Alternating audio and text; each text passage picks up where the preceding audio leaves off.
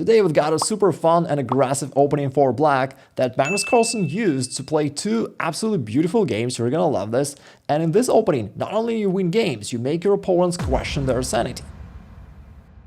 Magnus Carlsen is playing black against another grandmaster. Here white plays knight to f3, the most commonly played move, hoping for you to play pawn to e5 and come back to normal chess, but instead of that, you play this shocking move pawn to f5, which deserves two question marks and two exclamation marks at the same time. And before we continue with the Carlsen game, I gotta tell you real quick why I paid attention to this opening. Because some time ago, I played this position as white, and somebody played this against me, right? And at the time, I was already, I think, an international master. And when somebody played this in a real-life tournament, I thought, wait a second, like, is this a give-up chess? Because it looks completely ridiculous, right? White can win the pawn, the black king is exposed, looks like black is just intentionally trying to lose the game. And I couldn't believe somebody would play this in a serious tournament.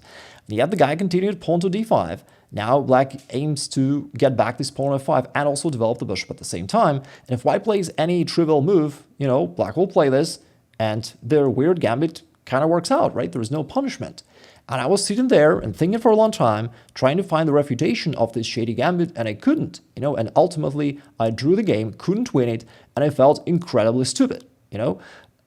Later, I also discovered that if white tries to play the most ambitious move, pawn to g4, trying to save this extra pawn and build up this pawn chain, that actually can backfire in a really, really spectacular fashion, because here, black plays pawn to h5, undermining this pawn chain. Now what can white do? White cannot play pawn to h3, trying to preserve the pawn chain, because now after pawn takes, there is a pin. That is the first little trap. If white recaptures, they're going to lose the rook on h1. Therefore, white cannot go there.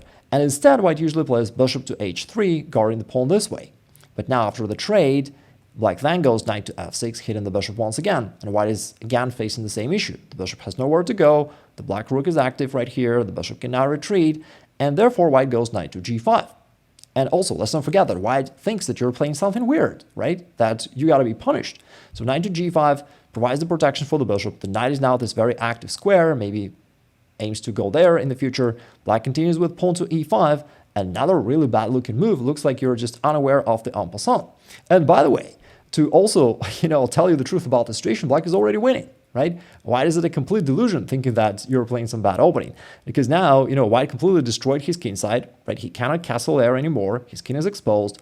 All these pieces are kind of shaky, and white's position is already lost. But normally they will just recapture, which is yet another blunder. Because now you trade on g4, continue with knight to e5, attacking the queen. White happily moves the queen somewhere, and they also have to keep guarding this knight on g5, so they play queen to f5, and now it looks like you're just losing the game, right? The knight is attacked. If it moves, like queen f7 checkmate. If not, maybe knight to f7. And while white is expecting you to resign basically right here, I mean, don't do this to people, but you play queen takes g5. You sacrifice your queen, and on the next turn, you get it back thanks to this double check, and that is it, right? You're winning the game, you're up a piece in this very simple endgame. And like I said, it makes people question their sanity. Back to the first Carlsen's game, his opponent played pawn to d3, a more modest move. Of course, it's not really an attempt to refute the gambit. Now Carlsen goes pawn to e5, and his position is already great. He's kind of playing the king's gambit with black, something like that, or the Vienna gambit with black.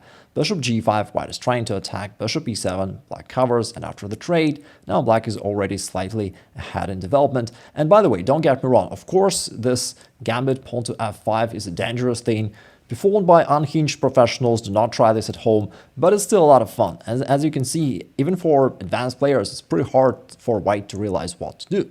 Now, knight to c3, white develops, black does the same, bishop e2, pawn to d6, and now white really feels like something is not going their way, because even though black played this really supposedly bad opening, now white looks inferior. Maybe black can play pawn to f4 and gain space advantage.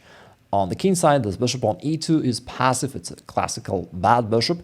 And also, when you play this, there is some psychological pressure that you put onto your opponent.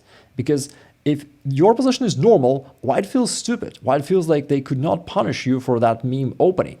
And perhaps due to that reason, white played pawn to d4, trying to put some pressure on black and make some complications. But now after the trade, now question to you, should black capture this pawn in the middle of the board or not? Now, as for the Igor Nation stuff, you know that if you trade, be sure you're paid. Do not trade for no reason. And instead of merely trading pawns, Carlsen goes pawn to d5, attacking the knight, it retreats right here, and now pawn to e4. Carlsen managed to build up this beautiful pawn chain in the middle of the board, gain more space, and now also it attacks this knight on f3. It's got to go. White goes to the center, knight to e5. Now after the trade, pawn to c6. Black solidifies his beautiful pawn chain. White castles, knight to g6, now targets this advanced pawn on e5, which cannot really be defended by white, because black can also attack it twice if he wants to. And therefore, instead, white decided to seek counterplay. White played pawn to c4, trying to somehow disrupt this pawn chain in the middle of the board. And now black mouse-slipped a brilliant move, knight to f4. Now, of course, I'm kidding. It's not a mouse slip. He actually played the brilliant move. But, you know, the question is, why not to simply capture it, right? That's the move that probably we models would play in this position. But Carlsen is Carlsen because he doesn't play like we do. Now here, after this trade, it looks really great for black, and it is pretty good, of course, but potentially these pawns are now a little bit weak. You know, white can blockade them and try to see counterplay. This knight is now under the attack, right? So it's good for black, but not really winning. Instead, Carlsen played knight to f4, getting this stallion. By the way, do you know why it sounds so cool? It's because it's a mix of tall and lion, right, in one stallion. Now, here, this is actually a very underrated idea. If you can get this stallion, your knight on opponent's half of the board, and your opponent cannot easily get rid of this knight, sometimes that thing alone gives you a winning advantage. That was a famous game of Kasparov played against Karpov, where he used that idea to completely humiliate Karpov, right? And here Carlsen is using that. But again, of course, the game continues. White trades on d4. Now these pawns are pretty cool. White is trying to blockade them so that they cannot come forward. Queen to d4, also providing some additional support for this isolated pawn on e5. Black goes queen to g5, putting more pressure. And it's hard to believe that, but basically white is already defenseless. And black's plan is pretty simple. You can go h5, h4, kick this knight out, and then play queen takes g to checkmate. And as straightforward as it is, there's not much white can do. White was trying to, again, disrupt this central pawn chain, but do you see what can black do now? It's queen takes g3, a beautiful queen sacrifice. And again, I gotta highlight that it's not just a blunder by white because his position was lost anyway. But of course, this lets us enjoy this really spectacular show, because now white blunders not just one piece, but actually two, because now that is a fork, and then white is down two pieces in an endgame, and white resign. By the way, if you want to know how to find such attacking ideas in your own games, not only while solving tactical puzzles, I'll link below my free masterclass where I explain it in details.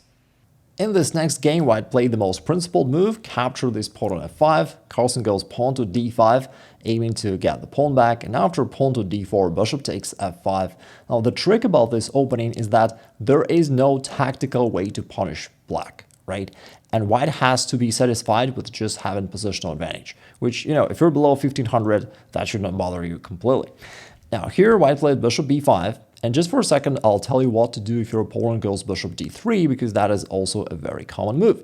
Now, you don't have to take. To take is a mistake that helps your opponent to develop their queen. The easiest move to play is just pawn to e6, protecting this bishop and opening up the diagonal for the other one, and then you just continue your development normally, and you get a fairly good position. There is also a trickier move, if you will. There is bishop g4, putting a pin right here, threatening knight takes d4. And the most common move by white here is pawn to c3, solidifying the pawn chain, which is wrong because now that allows you to strike in the center with pawn to e5, and now you basically start overtaking a little bit. Now there is this pin, you put pressure here, here, and you're having a great position. In the game, white played bishop b5, a very natural move, pinning the black knight, pawn to e6, just preparing development, knight to e5. White is trying to capitalize on the pin, and is threatening that knight on c6. Carlsen guards it.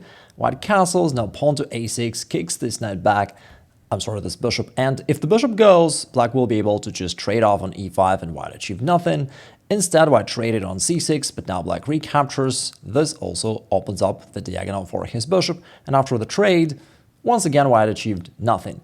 And of course, Carlsen is great, but his opponent rated over 3000, and you see that even for him, it's hard to come up with any meaningful refutation of this opening system. It's called, by the way, the Colorado Countergambit. Don't ask me why. Now, bishop f4, white is trying to put the bishop to this strong diagonal, maybe here, but black goes bishop d6 and challenges this bishop right away. Queen to d2, white protects the bishop. Black simply castles. You see that both are strong players. They don't want to trade voluntarily. But now it becomes a bit uncomfortable because in addition to the bishop, there is this x-ray from the rook, and therefore white captures. By the way, quick question. Would you capture with a queen or a pawn? What do you think? Well, both moves make certain sense, but if you capture with a queen, there is some positional drawback. These two weak squares. Imagine if white can bring their knight right there, or their rook, right? That could be a problem. Therefore, Carlsen recaptures with a pawn, which, by the way, creates this pretty amusing pyramid of pawns. Quite an unusual pawn structure. Who knows? Maybe 1,000 years later, they'll be questioning, like, how did Carlsen build this pyramid? Did he use slaves? Who knows? It's a mystery. Anyway, knight to c3, pawn to e5, and now Carlsen starts to take over. Again, it's hard to say where white really went wrong. He played all very meaningful moves, and yet now black is expanding the center. If white captures, black would recapture, having absolutely beautiful pawns. And otherwise, in the game, white played rook to e1, trying to, attack. But Carlsen goes pawn to e4, and kind of like in the previous game, he built this pawn chain. And, while rappers flex their gold chains, Carlsen is absolutely happy with this pawn chain. It gives him space advantage and control. White goes knight to d1. There is this common positional concept that a knight is a great blockader, and white is trying to reroute it to e3, queen h4. Now Carlsen uses his space advantage on the Kingside to bring the queen right there and to launch his middle game attack. Knight to e3 puts a little bit of pressure to the bishop, bishop e6, pawn to b3. White tries to play pawn to c4, trying to disrupt this pawn chain, rook to f6. Carlsen uses the rook lift somewhere to the Kingside, either in the h-file or g-file, to attack there. Knight to f1. White is trying to consolidate, but rook to f8. Now both rooks and the black queen are targeting this pawn on f2, and white is already in trouble. Rook to e2, bishop g4, targets the rook, but the rook cannot go away because then the previous problem, rook takes f2, will be a thing. g3, white is trying to at least kick the black queen out of there, but now queen to h3, the queen goes inside. The rook is still hanging, it goes somewhere. Now bishop to f3, threatens checkmate, knight to e3 covers that, but now there are different ways to win, and do you see the most spectacular one? This queen takes h2, sacrificing the queen. Now, thanks to this beautiful bishop, you've got a checkmate. A puzzle a day keeps the losses away, and now you'll get to see one more trap in this opening. Here, this is the alternative variation for black to counter the main line of white, and now pawn to d3. Please think about this. It is black to play, and if you can find a winning move for black, please write it down in the comments below. If you want to level up in chess beyond opening traps, my free masterclass is linked down below in the description.